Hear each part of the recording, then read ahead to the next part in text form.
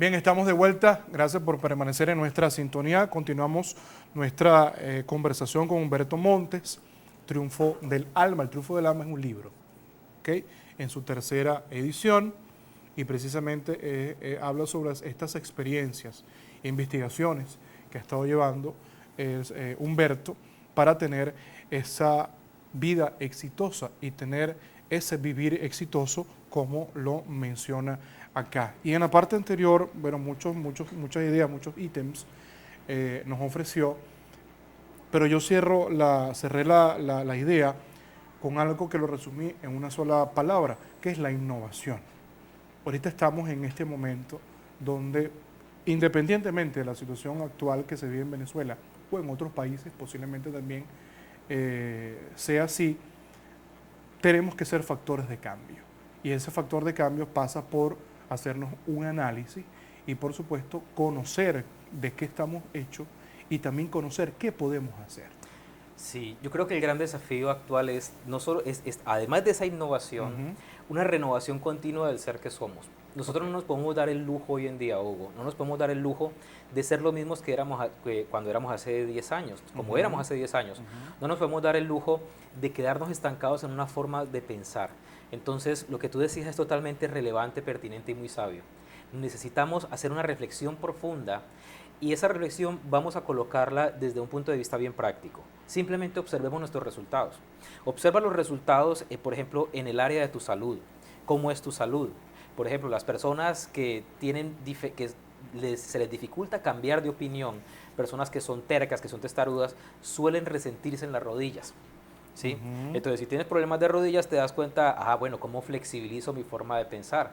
Las personas que, por ejemplo, tienen dolores de espalda, tienen una característica en común. Estas personas a las que les duele la espalda son personas que se la pasan metiéndose en la vida de los demás y llevando las cargas de los demás, preocupándose en exceso por sus hijos, preocupándose en exceso por el negocio, preocupándose en exceso por una situación del país que no está en las manos de ellos resolver. Ujú.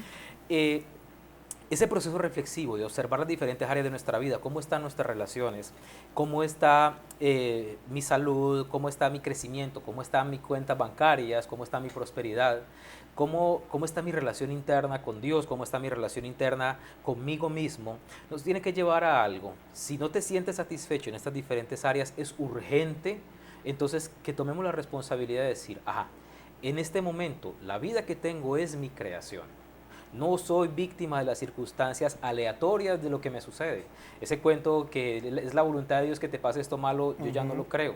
Estoy plenamente consciente de que los seres humanos somos creadores de lo que nos pasa, de que Ok. no somos víctimas, de que no somos personas que estamos simplemente a la deriva, ¿no? O el por qué a mí. O el por qué a mí. Esa respuesta de por qué a mí siempre va, la pregunta del por qué a mí siempre tiene una respuesta. Es porque tú lo creaste. Y hay varias formas de crearlo, de una forma consciente e inconsciente. Y las cosas malas, ¿para qué nos pasan? Tanto como las buenas. ¿Nos pasan para qué? Para hacernos crecer. La vida debe ser un continuo crecimiento, una continua expansión, si no carece de significado. Entonces, quedarnos en una sola posición y pensar que tengo la razón es totalmente contrario al llamado principal que tenemos en este momento en la modernidad de la Ujú, vida. ujú. Y es, nosotros tenemos que estar abiertos al aprendizaje, abiertos a los conceptos y a los pensamientos de los demás, porque es legítimo que el otro piense como piensa, así como es legítimo que yo piense como piense. Lo que no es legítimo es que yo descalifique al otro simplemente porque no piense como yo. Entonces lo que Y que lo necesitamos, confronte de una manera crítica y no y respetándote. no respetándote.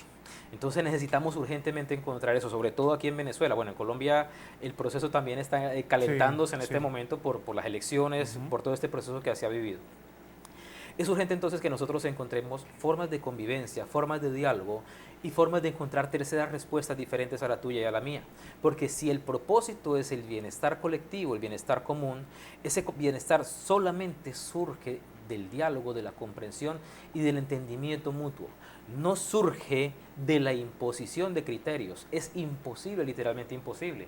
Y yo sé que los que nos están escuchando, si Ujú. tienen hijos, por ejemplo, ¿cómo te sentías tú cuando tus papás llegaban a la casa y te imponían sus criterios? No te dejaban salir. Sentías que empezabas a tener Resentimiento resentimiento hacia hacia, tus sí. viejos, hacia tu papá y hacia tu mamá. Ujú. Desde el resentimiento, lo único que construimos es separación, división y dolor. Desde ese resentimiento, lo único que hacemos, Hugo, es generar situaciones difíciles que vamos a tener que confrontar el día de mañana. Y no nos llevan a una expansión, a un crecimiento, nos llevan a un estancamiento que es muy evidente en nuestra sociedad en el día de hoy.